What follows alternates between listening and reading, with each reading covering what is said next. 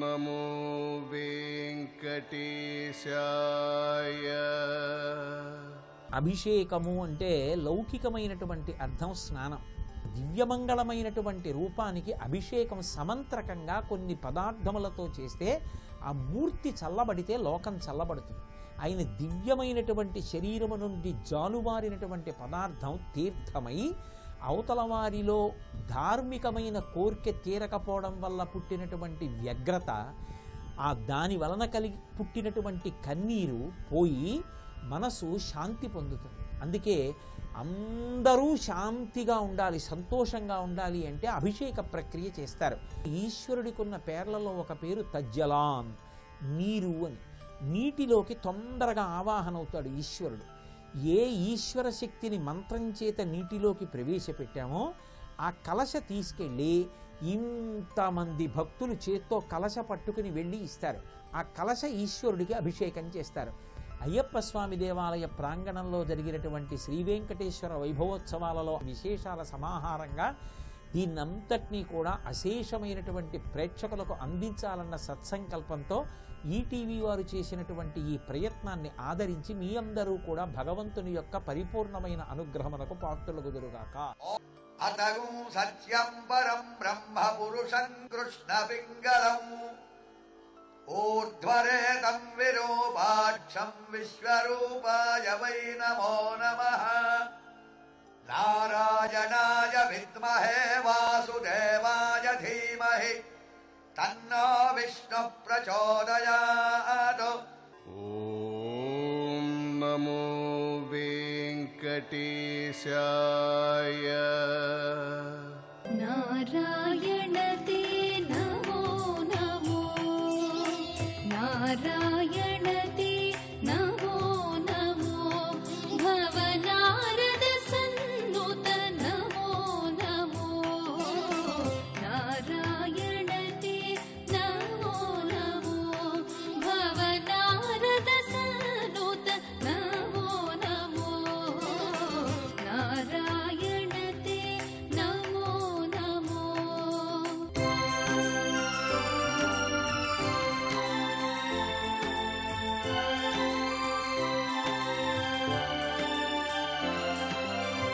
ఆదిదేవ సకలాగమ పూజిత యాదవ కుల మోహన రూపా, ఆదిదేవ సకలాగమ పూజిత యాదవ కుల మోహన రూపా, వేదోత్తర శ్రీ వెంకటనాయక, వేదోత్తర శ్రీ వెంకటనాయక, నాద ప్రియదే నమో నమో.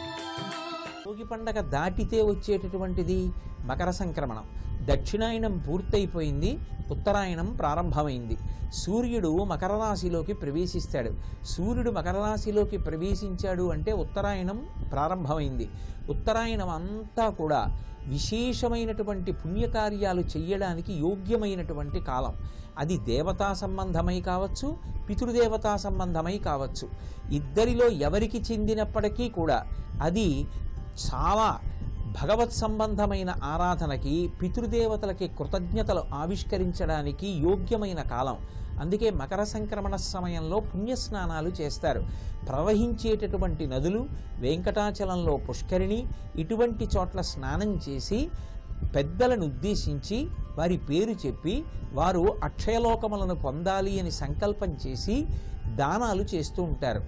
అదే సమయంలో అగ్నిహోత్రుణ్ణి ఆరాధన చేసి అగ్నిహోత్రుని యొక్క ఇద్దరు భార్యల పేర్లు స్వాహాదేవి, స్వధాదేవి. స్వాహాదేవి యొక్క అనుగ్రహం చేత దేవతలకు హవ్యం అందుతుంది. స్వధాదేవి యొక్క అనుగ్రహం చేత పితృదేవతలకు కవ్యం అందుతుంది. అగ్నిముఖంగా స్వాహాకారంతో దేవతలను తృప్తిపరచడానికి ఉత్తరాయణ పుణ్యకాలం ప్రారంభమైంది కాబట్టి హవిస్సునిస్తారు, ఆజ్యం ఇస్తారు. అలాగే కవ్యము అని పితృదేవతల్ని ఉద్దేశించి ఇస్తారు. దాని చేత పితృదేవతల యొక్క అనుగ్రహం కలిగి వంశం వర్ధిల్లుతుంది.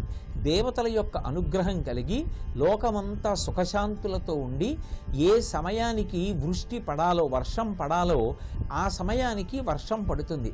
ఆ వర్షం పడిన కారణం చేత భూమి మీద పంటలు చక్కగా పండుతాయి. ఆ పంట చేతికొచ్చిన కారణం చేత శం ద్విపదే శం చతుష్పదే అని వేదవాక్కు. 2 కాళ్ళున్న వాళ్ళు, 4 కాళ్ళున్న ప్రాణులు, సమస్తమైనటువంటి ప్రాణికోటి కూడా సంతోషంగా ఉండడానికి యోగ్యమైన కాలము ప్రారంభమవుతుంది. అందుకే ఉత్తరాయణ పుణ్యకాలం బహుధా శ్రేష్టమైనటువంటి కాలం. ఆ కాలాన్ని సద్వినియోగం చేసుకుని దేవతారాధనము, పితృదేవతారాధనము చేసి నువ్వులు ఆ రోజు ప్రతివారు కూడా ఆహారంలో వినియోగిస్తారు. వినియోగించినటువంటి కారణం చేత ఆరోగ్యం సిద్ధించి దేవతానుగ్రహం కలుగుతుంది అని.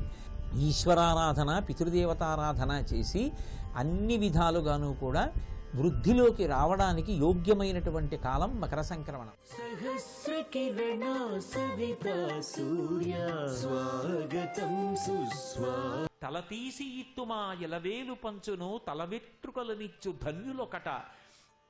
తల వెంట్రుకలనిచ్చేసి మా పాపాలు పోగొట్టుకుని ఇక పైన పాపం చెయ్యకుండా భగవంతుడు చెప్పినట్టు బ్రతుకుతామని మారిన బుద్ధితో తలనీలాలిచ్చి తిరిగేటటువంటి భక్తుల యొక్క గుంపులు, స్వామి ప్రసాదంబు కందుల కద్దుకొని ఆస్వాదించు భక్తుల గుంపులొకట. ఆ చేతికిచ్చినటువంటి లడ్డూ ముక్కలు పంచుకుని నోట్లో వేసుకుని గబగబా తినేస్తే అయిపోతుందేమో అని నోట్లో వేసుకుని కళ్ళు మూసుకుని గొప్పగా ఆస్వాదిస్తూ ఆనందపడిపోయేటటువంటి భక్తుల గుంపులొకట.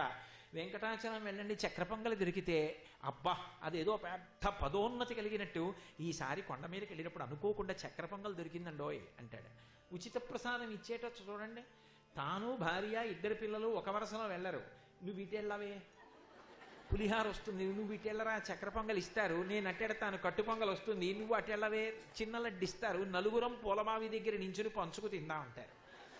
కాబట్టి అక్కడ అన్నీ అపురూపమే. కాబట్టి స్వామి ప్రసాదంబు కన్నుల కద్దుకొని ఆస్వాదించు భక్తుల గుంపులొకట. స్వామిని దర్శించి సంతోషమాగక పరవశులకు పుణ్య పురుషులొకట. ఆ స్వామిని దర్శనం చేసుకుని బయటికి వచ్చి, బాగా చూసావా అంటే నీకో విషయం చెప్పనా, నువ్వు అక్కడ దాకా వెళ్ళిన తర్వాత జరగండి అంటే వచ్చేసావా, నా ముందు ఎవరో ముఖ్యమైన వాళ్ళు విఐపీలు వచ్చారే, వాళ్ళ తాలూకా అనుకుని నన్ను కూడా పక్కకి నిల్చోండి అన్నారు. 5 నిమిషాలు అలా నిల్చోపెట్టేశారు. 5 నిమిషాలు చూశాను అని మురిసిపోతుంటే, నువ్వు అదృష్టవంతురాలి, అనవసరంగా నిన్ను దాటి ముందుకెళ్ళానని ఈవిడండి. కానీ అబ్బాయి ఎంత బాగున్నాడని ఆ సళ్ళింపులో గురువారం సాయంకాలం అన్నీ తీసేసి ఆ ఊర్ధ్వపుండ్రాలు తగ్గించేసిన అబ్బాయి ఎంత అందం ఆ పూలంగి సేవలో అని చెప్పుకు మురిసిపోతారు. స్వామిని దర్శించి సంతోషమాగక పరవశులకు పుణ్య పురుషులొకట. ఏది ఎయ్యడ విన్నను స్వామి మాట. ఎక్కడ ఏది వినండి ఆయన గురించే చెప్పుకుంటూ ఉంటాడు. ఎక్కడ చూడండి ఆయనే తిరుగుతూ ఉంటాడు. స్వామి నటించుచుండు ఈ శైలమందు, ఆ కొండ మీద ఆయన నర్తన చేస్తూ ఉంటాడు. అందుకే అక్కడ గోవిందా అన్న నామానికి అంత ప్రఖ్యాతి వచ్చింది. గోవిందా అన్న నామంతో కీర్తించి పరవశించిపోతూ ఉంటారు. అంతటి మహానుభావుడు. అందుకే ఆయన పేరే వెంకటేశ్వరుడు. ఆయనని ఒక్కసారి దర్శనం చేస్తే చాలు, సమస్త పాపములు పోగొడతాడు. వెంకటేశ్వర దర్శనానికి కలియుగంలో అంత శక్తి ఎందుకు వచ్చింది అంటే, అది ఒక గొప్ప విద్యుత్ సంఘాతం. నేను మీతో మనవి చేశా, అది ఎవరు చెక్కి పెట్టింది కాదు, స్వామి నిజంగా అక్కడ నిలబడి ఉంటారు. అందుకే మీరు వెంకటాచల చరిత్ర చదివితే ఆయన అనుగ్రహించాలి అనుకుంటే రాత్రివేళ కట్టేసిన గంటలు మోగే ఈ దేవాలయంలో కొన్నిసార్లు ఆయన అనుగ్రహిస్తాడు, పిలిస్తే పలుకుతాడు స్వామి. అంతటి మహానుభావుడు. అందుకే అటువంటి వెంకటాచలంలో పసిపిల్లల దగ్గర నుంచి వృద్ధుల వరకు ఆనంద నిలయంలోకి వెళ్ళి బయటికి వస్తే చాలు పొంగిపోతారు. ఆ విమానానికి ఆనంద నిలయం అని పేరు. ఒక్కొక్క విమానానికి ఒక్కొక్క పేరు ఉంటుంది. శ్రీరంగంలో ప్రణవాకార విమానం, కాంచీపురంలో వరదరాజస్వామి విమానం పుణ్యకోటి విమానం, వెంకటాచలంలో వెంకటేశ్వర స్వామిది ఆనంద నిలయ విమానం.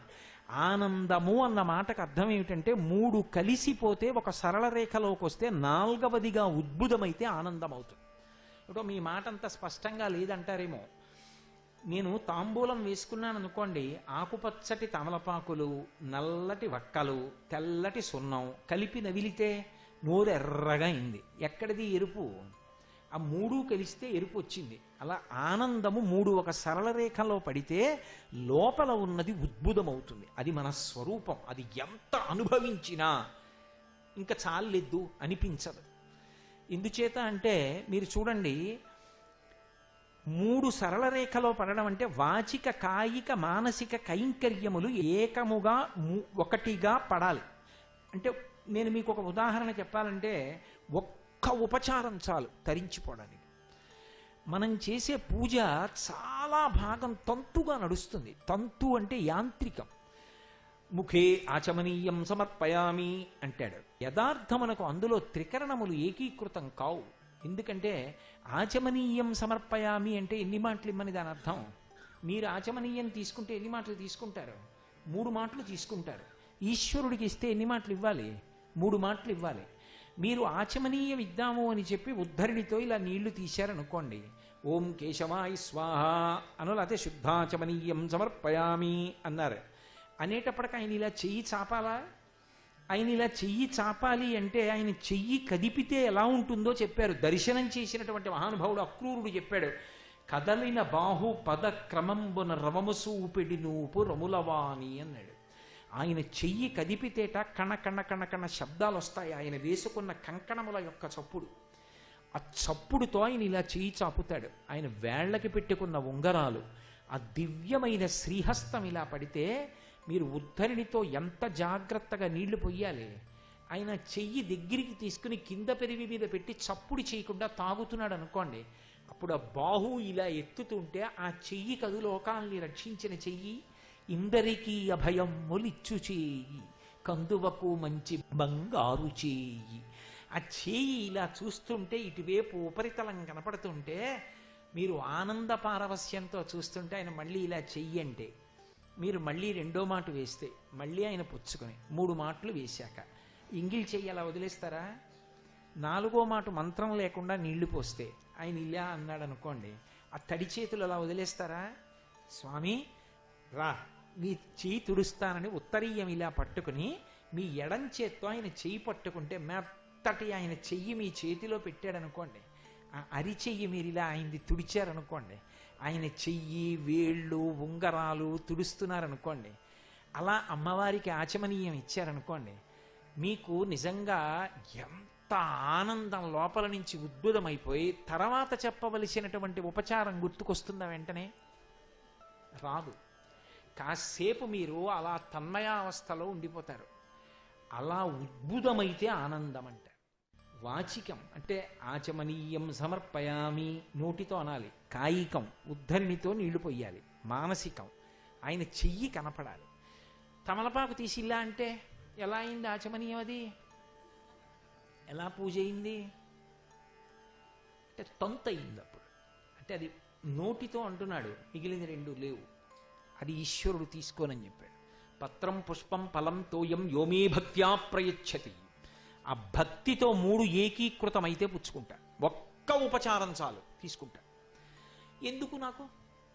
గంటల పూజలో నీ మనసు అక్కడ లేకపోతే 3టిలో 1 లేదు కాబట్టి పుచ్చుకోను. అందుకే ఈ 3టిని ఏకీకృతం చెయ్యాలి అంటే చాలా కష్టం. మనసుని నిలబెట్టాలి. మనసుని నిలబెడితేనే చేయగలరు. అసలు నిజానికి బాహ్య పూజలో ఎంత సంతోషిస్తారో మానసికంగా ధ్యానం చేస్తూ కూర్చోవడంలో అంతకన్నా 1,000,000 రెట్లు ఆనందాన్ని పొందుతారు. ఆ అంతర్ముఖత్వంలో ఆనందనిలయ విమానానికి ఉన్న గొప్పతనం ఏమిటంటే మీ ప్రయత్నం లేకుండా ఈ 3 ఒకటి చేసేస్తాడు. మనం ప్రయత్నం చేసి కూడా లిప్తకాలం 3టిని కలిపి నిలబెట్టలేము. కనపడదు చెయ్యి కనపడినా నీళ్లు పోయడం ఇవన్నీ సరిగ్గా పొసగవు. ఎవరో మహాత్ములు ఉంటారు ఎక్కడో, వాళ్లే అలా అనుభవించగలరు ఆ ఆనందాన్ని. అలా పూజ చేస్తున్నప్పుడు వాళ్ళకి ఆనంద బాష్ప ధార కన్నులలోంచి ఇలా పడిపోతుంది. పడిపోయి పైకి ఒకవేళ చెప్తున్నారనుకోండి కంఠం గాద్గదికం అవుతుంది. వినేవాడు ఎవరైనా ఉన్నాడనుకోండి, ఒకవేళ పూజ చేస్తున్నప్పుడు వాడు చూసి వీడు పూజ చేస్తూ ఏడుస్తున్నాడు ఏమిటనుకుంటాడు. అందుకే మహాత్ముల పూజ చూడరాదు అంటారు, చూడనివ్వరు. కారణం ఏమిటంటే అదో పిచ్చడి పూజలా ఉంటుంది. కానీ మనకేమర్థం అవుతుంది ఆయన ఏమనుభవిస్తున్నాడో? ఆయన మనసు వాక్కు కాయికము 3 ఏకీకృతమవుతాయి. అది మనకి సంభవం కాదు. జీవితం మొత్తం మీద ఎన్నిటికో ఎన్నో పర్యాయాలు ఏడిచి ఉంటాం.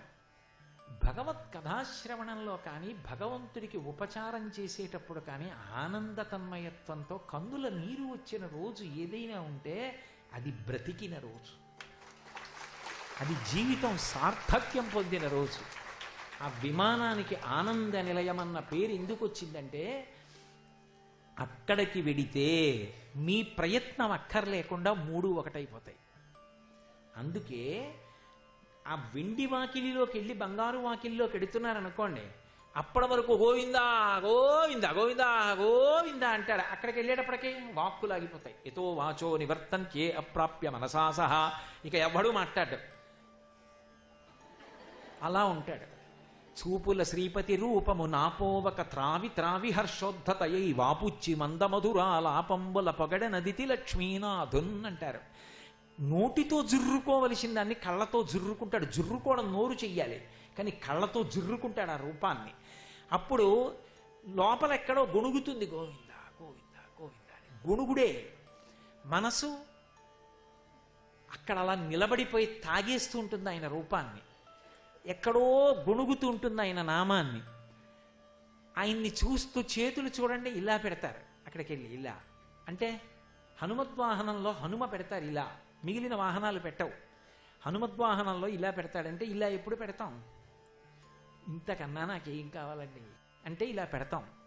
అక్కడికి వెళ్ళాక చూడండి చాలామంది ఘంటామంటపం దాకా వచ్చి అంటారు, అబ్బా ఇంకింతకన్నా ఏం కావాలి. ఆనందము ఉద్భుతమవుతుంది. మీలోనే ఉన్న ఆనందమును ఉద్భుతము చేసి అనుభవింపజేస్తాడు. జీవిత సార్థక్యం పొందుతాం. అందుకే ఆ విమానము ఆనంద నిలయ విమానము. అందులో ఉన్నవాడు ఆనంద నిలయాధీశుడు. సర్వం శ్రీ ఉమామహేశ్వర పరబ్రహ్మార్పణమస్తు. స్వస్తి.